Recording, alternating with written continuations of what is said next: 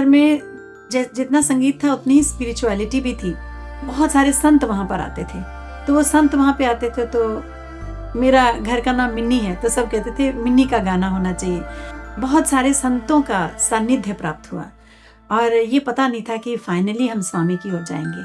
सो बाबा के जो भजन थे उसमें मम्मी जाती थी और वो पिताजी को कहती थी कि मुझे पुट्टापर्ती जाना है।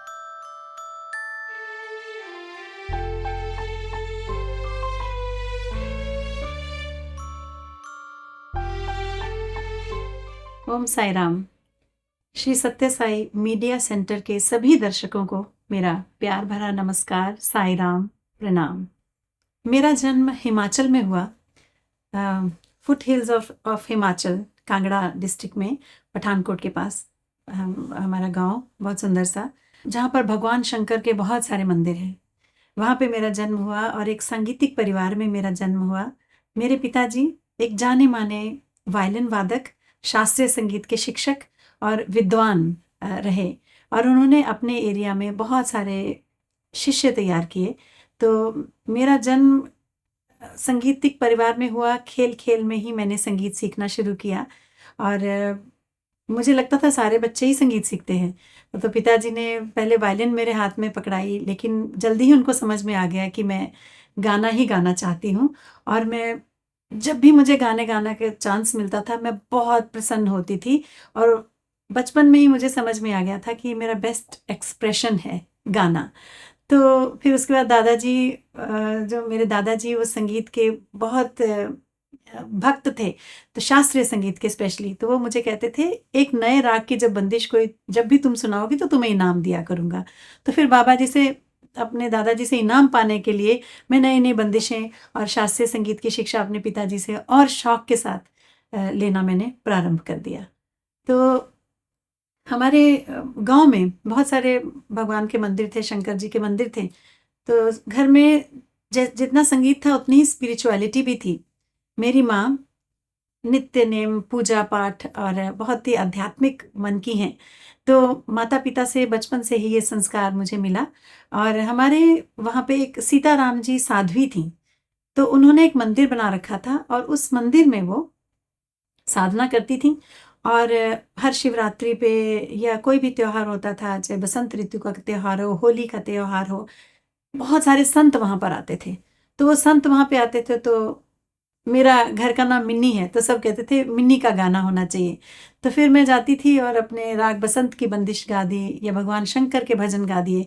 इस तरह फिर संतों के बीच में मेरे संगीत का जो पहले कार्यक्रम थे वो शुरू हुए और कई संतों से मुझे आशीर्वाद मिला बचपन से।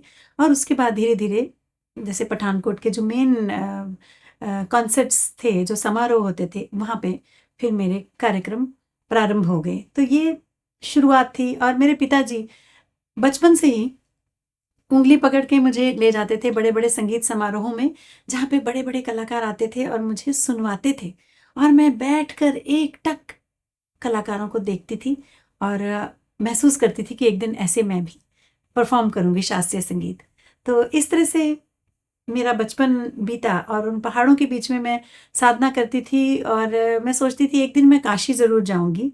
और क्योंकि दादाजी से कहानी सुनी थी कि काशी विद्या का गढ़ है, तो लेकिन काशी ही बनारस है ये मुझे मालूम नहीं था। And I was very lucky कि मेरी माय प्रेयर्स वर आंसर्ड। और एक दिन मैं काशी की ही बहुत बड़ी हस्ती, पद्म विभूषण श्रीमती गिरिजा देवी जी, उन्होंने स्वयं मुझे मेरे पिताजी से मांगा और मैं बनारस उनके पास गई और बनारस घराने की शिक्षा फिर मैंने संगीत के आगे पाई। देखिए, हमारे घर में रामायण का पाठ और जो वैदिक बातें थीं वो हमेशा से रहीं। तो बचपन से हम यही एग्जाम्पल्स सुनते थे माँ बाप से, माता पिता से। स्वामी के बारे में नहीं मालूम था तब तक, लेकिन बहुत सारे संतों का सानिध्य प्राप्त हुआ और ये पता नहीं था कि फाइनली हम स्वामी की ओर जाएंगे। तो जब मेरे पिताजी की पोस्टिंग पाउंटा साहब में हुई, तो वहाँ पे तब मैं चंडीगढ़ में पढ़ाई कर रही थी। और फिर मैं छुट्टियों में जब पाउंटा साहब आई तो पिताजी ने बताया कि तुमने बहुत सारे भजन सीखे हैं, अब मैं तुम्हें एक खास तरह के भजन सिखाऊंगा। तो बाबा के भजन उन्होंने मुझे सिखाए। और क्योंकि पिताजी से मैं बड़े शौक से संगीत सीखती थी, मैंने वो भजन सीख लिए कि पिताजी सिखा रहे हैं। लेकिन फिर वो हर थर्सडे वहाँ भजन होता था, तो माता पिताजी वहाँ जाते थे भजन में, तो मुझे भी बोला चलो। तो मैं ऐसे ही उनके साथ चली गई। मुझे नहीं पता था कि मैं कहाँ जाने वाली हूँ। वहाँ पहुँची तो मुझे वहाँ का डिसिप्लिन, वहाँ का भजन गाने का जो तरीका था और लोगों का भाव और जो पूरी रूपरेखा थी भजन की, वो बहुत टच की मुझे। और स्वामी की फ़ोटो देखी तो मुझे ऐसे ध्यान से देखी तो मुझे लगा कि ये बहुत सिद्ध कोई शक्ति हैं। लेकिन बाबा के बारे में ज़्यादा मालूम नहीं था। लेकिन धीरे-धीरे हमारे घर में फिर सनातन सारथी आनी शुरू हो गई थी, तो बाबा के बारे में पढ़ना शुरू हुआ। तो धीरे-धीरे पता ही नहीं चला कि कब भी मैं जब भी मैं कोई नया एग्ज़ाम होता था या कोई कॉन्सर्ट होता था, तो मैं ओम साईं राम कहकर शुरू करती थी।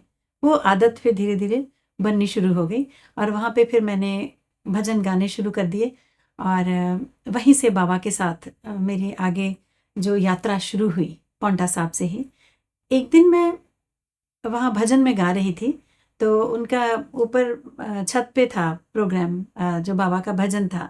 तो पिताजी ने बोला ये भजन गाओ। 2-3 भजन थे जो मैंने गाने थे, तो मैंने गाए। तो नीचे डॉक्टर श्याम सुंदर अंकल वो आए, वो थोड़ा भजन से लेट पहुँचे थे। तो उन्होंने सुना, तो भजन जब समाप्त हुआ तो आके कहने लगे, "ये कौन बच्ची थी जो गा रही थी?" तो सबने बताया, पंडित सुदर्शन शर्मा जी की बेटी गा रही थी। तो कहते, "मैं उससे मिलना चाहता हूँ।" तो मुझे याद है वो पल। मैं अंकल से मिली, उनको नमस्कार किया तो कहते कि बेटा आप जैसे गा रही हो, इसमें मुझे लग रहा है ये गाना स्वामी के सामने होना चाहिए, बाबा के सामने आपको गाना चाहिए। डॉक्टर श्याम सुंदर जी हिमाचल प्रदेश के स्टेट प्रेज़िडेंट थे और उन्होंने स्वामी के साथ 10 वर्ष लगातार उनके साथ एकदम बहुत सानिध्य में व्यतीत किए थे। तो मुझे वो लिंक पता नहीं था कि ऐसे कैसे हो सकता है। तो मैंने कहा जी, आपके और माता-पिता के आशीर्वाद से होगा एक दिन। तो इस तरह से, लेकिन तब तक मेरे अंदर वो तीव्र इच्छा बाबा के सामने गाने की तब तक नहीं पैदा हुई थी, क्योंकि मैं पढ़ाई में मग्न थी और मैं संगीत सीखने के लिए शास्त्रीय गुरु जो कि घरानेदार पद्धति से जिनसे मैं सीख लूँ, उनकी तरफ मेरा बहुत ध्यान लगा हुआ था। लेकिन रोज़ प्रे करती थी, बाबा का ध्यान तो करती ही थी मैं।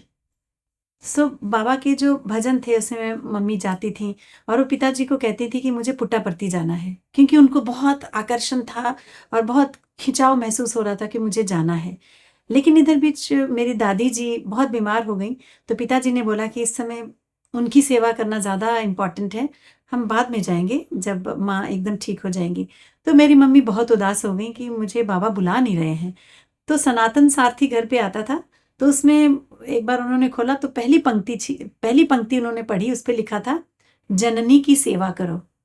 तो मेरी मम्मी ने पिताजी को बोला, मुझे अपना जवाब मिल गया है, अब मैं ये इच्छा आपके सामने व्यक्त नहीं करूँगी, पहले हम माँ को ठीक करेंगे। तो फिर उन्होंने कितने साल बीत गए, फिर दादी जी की सेवा में चले गए और उसी को उन्होंने अपनी भक्ति की तरह बना लिया। बाकी परिवार के सदस्य भी बाबा से जुड़ गए। मेरी कज़न सिस्टर श्वेता, वो भी हर साल बाबा के यहाँ जाने लगी जब मम्मी पिताजी का जाना शुरू हुआ। तो इधर बीच फिर जब दादी जी फिर वो स्वर्गवासी हो गईं, फिर उसके बाद पुट्टापर्ती से बुलावा उनको आया और फिर हर साल सेवा में माँ पिताजी वहाँ पुट्टापर्ती जाने लगे, मेरा पूरा परिवार जाने लगा। और इधर जालंधर में एक बहुत बड़ा संगीत सम्मेलन होता है, बाबा हरिवल्लभ संगीत सम्मेलन, वहाँ मैं गाने के लिए गई थी। और मुझे ऑर्गेनाइज़र ने बोला कि श्रीमती गिरिजा देवी जी आ रही हैं बनारस से, तो उनके साथ आप तानपुरा छेड़िए। तो उनसे मिलने के लिए मैं उनके होटल रूम में जब गई, तो अप्पा जी ने मुझे देखा, we call her Appa ji. तो मैंने उनको देखा तो मुझे लगा कि एकदम सफ़ेद साड़ी में एकदम जैसे देवी खड़ी हैं। तो मैंने उनको प्रणाम किया, तो उन्होंने बोला, "बेटा तुम गाती हो?" मैंने कहा, "जी, मैंने आज सुबह की सभा में गाया है, तो सुनाओ कुछ।" तो मैंने अहिर भैरव थोड़ा-सा सुनाया, तो उन्होंने बोला, "चलोगे मेरे साथ बनारस?" तो ये टर्निंग पॉइंट था मेरी लाइफ़ का, जो मैं बनारस घराना ही सीखना चाहती थी। तो मैंने कहा, "जी।" तो कहते, "अपने पिताजी से मिलवाओ।" तो शाम को उनका कार्यक्रम था, गुरु माँ का। तो पिताजी और अप्पा जी मिले, तो अप्पा जी ने पिताजी को बोला कि भैया अपनी बेटी मुझे दे दीजिए। और पिताजी ने बोला, आज से ये आपकी बेटी है। उस फेथ के साथ ही फिर मेरी जर्नी शुरू हो गई।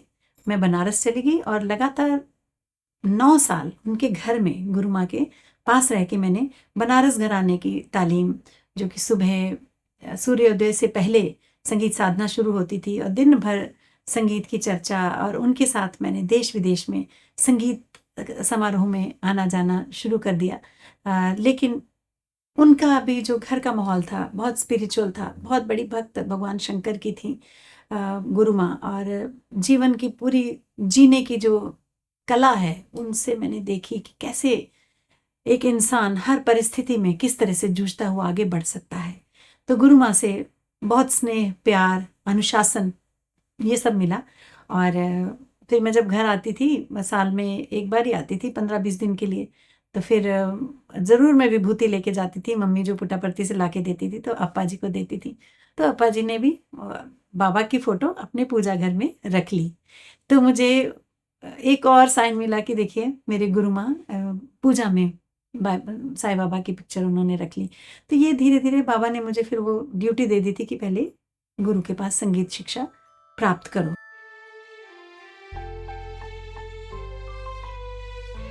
लेकिन हर ऑडिटोरियम में एंटर करती थी ओम साई राम, इसी से शुरू होता था। तो मुझे लगता था कि अब सब अच्छा है।